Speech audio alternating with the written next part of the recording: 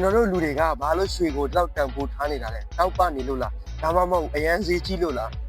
တကယ်တမ်းမှာရွှေရဲ့နောက်ကံမှာယုံကြည်မှုနဲ့မှတ်တိုင်ဆိုတဲ့ပိုပြီးလေးနဲ့တဲ့အရာတွေရှိပါတယ်ဗျတကယ်တမ်းစဉ်းစားကြည့်ရင်ကျွန်တော်တို့ဘဝရဲ့အမတ်တရအခိုင်အတန့်တိုင်းမှာရွှေကပါဝင်နေပါတယ်ဗျမွေးဖွားခြင်းအတွက်လက်ဆောင်လားချစ်သူတက်တန်းအတွက်ဂရုတစ္ဆာလားဒါမှမဟုတ်အောင်မြင်မှုအတွက်ဆုလက်လား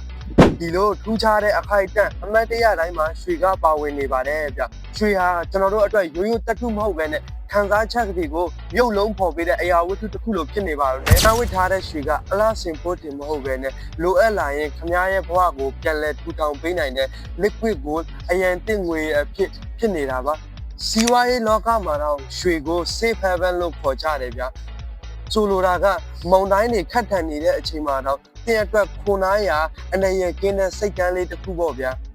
အားကြောင့်ရွှေကိုစုဆောင်ခြင်းကအမတ်တရားတွေတင်ကိုတင်းစည်းနေတာမဟုတ်ပဲနဲ့အနာဂတ်အတွက်ကိုလည်းအာမခံချက်ပေးနေတာပါဗျ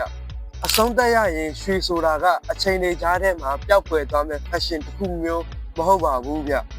သူကကျွန်တော်တို့ရဲ့ချစ်ချင်းမြတ်တာကိုတတ်တည်ထူပေးတယ်လို့မျိုးလိုအပ်လာရင်ကျွန်တော်တို့ဘဝကိုကာကွယ်ပေးနိုင်မဲ့တစ်ခုတည်းသောအရာဝတ္ထုလေးပါဗျာ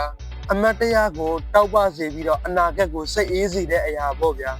သင်ဘဝမှာရောရွှေကဘယ်လိုအရေးပါခဲ့တယ်လဲဘယ်လိုတန်ဖိုးရှိခဲ့တာလဲဆိုတာကို comment မှာရေးသွားပေးပါဦးဗျာဒီနေ့တက်တော့ဒီလောက်ပါပဲနောက်မှပြန်တွေ့မယ်ဗျာ